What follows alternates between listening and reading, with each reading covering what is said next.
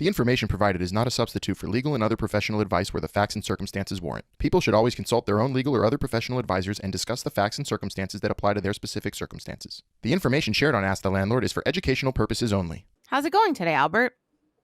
I'm good. How you doing, Melissa? I'm good. Today's question is a good one. What's the question? How do I break my lease early? That's a great question. I think the important thing, and that happens, I think one of the things you're asking about is like, look, life happens. I make commitments and sometimes, things happen and I have to get out of them for whatever reason. How do I do that? And I think it's acknowledging that first you're in a commitment. When you sign a lease with a landlord, the landlord and tenant are committed to each other for this arrangement under this contract, and the landlord has to abide by the lease and the tenant has to abide by the lease for the length of time that it is. So let's say for some reason you sign a lease and, and you're in like 6 months in, and then all of a sudden a great thing happens. You get an amazing job offer in a new city, and you sort of have to get out of the lease, and you're like, what do you do because you have 6 months left, right? Mm-hmm. So practically, you can't get out of the lease unless the lease provides for that. So a good tip is to, negotiate that up front and say, listen, what if I have to break my lease? If you sort of, now that you know this question, it's probably a good idea to include some provision for getting out of your lease in the lease before you sign it, right? But let's say you're in a situation where, for some reason you have 6 months of your lease left, and you have to move. Okay. So, I think when you're approaching your landlord for such a question, first of all, I think it's important to approach a landlord instead of just not handling it that way, right? Always best to, make a phone call and have a discussion about this situation. And whenever you want to produce a good outcome for yourself, it's important to think about what you can offer the landlord when you're making a reasonable request, or an offer. So, and I often distinguish this, Melissa, when you're saying, when I need something from my landlord or I want something, it's fine. You'll always get more if you offer something in return. So we could practice that, right? You say, first thing you'll do is just make a request. You call the landlord, I need to leave. Can you let me out of my lease? Mm-hmm. Okay. Can you let me out of my lease? You're like, oh. Why should I do that? Why should the landlord do that? Well, now you tell the landlord, I have a situation. I got a job offer. Very happy for you, but the landlord's in a bad spot, Mm-hmm. Okay. So now you got to think of what can you offer the tenants? What can you offer the landlord that will help him or her? Okay. So you say, listen, I would like to break my lease. Giving the landlord enough time is important. So I'd like to give you enough time, right? To think What's about enough that. time? Oh, the more time, the better. But 60, 90 days out would be good. Sometimes you don't know, hey, I'd like to break my lease. I'd like to give you as much notice as possible. What I can offer you is, my apartment is in good condition.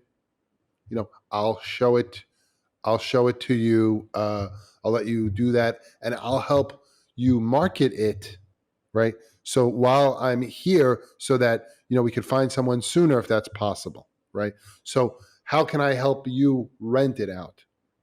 So then the landlord in that case understands that it's not just a one-sided thing. It's like a two-sided. It's like, oh, I appreciate that you care about the landlord trying to rent it out, and you care about that you have an obligation.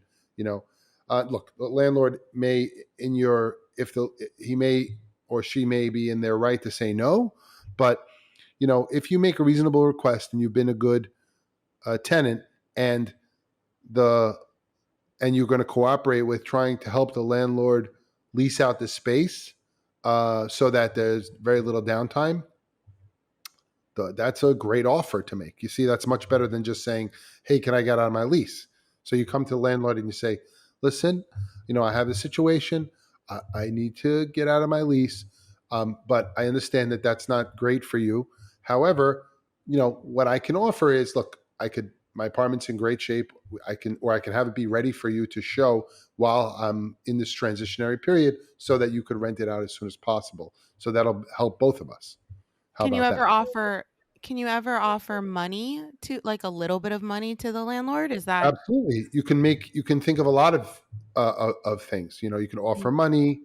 Another thing you should be aware of is the market. Obviously, when you're doing that, I know that when you're as a tenant, you want to break your lease, you're really looking for the next thing, right? So you don't really necessarily care. But let's say, obviously, the time of year that you rented your apartment or whenever your lease was going to come up is important. Usually, as in New York, as an example, there are high seasons for renting and low seasons for renting, right? So usually from October to March is a slow time, right? Right. So really from April to September is like a high time to rent. So, the landlord might have much easier time renting your place out in a better season. And then it depends on when you want to break the lease, right? The hardest part is coming to a landlord in the winter, right?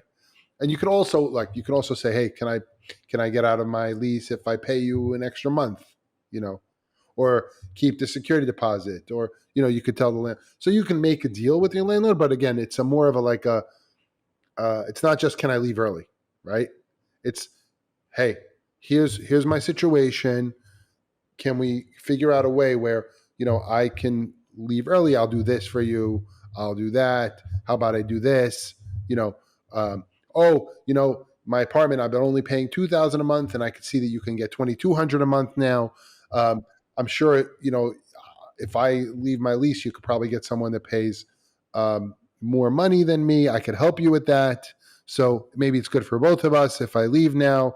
You see where you're acknowledging that there's another party to this transaction, and that it's, while the landlord doesn't have to do that, you know, if you come to an agreement where you're picking up the phone and having a conversation about how you can both help each other, that would be a good thing.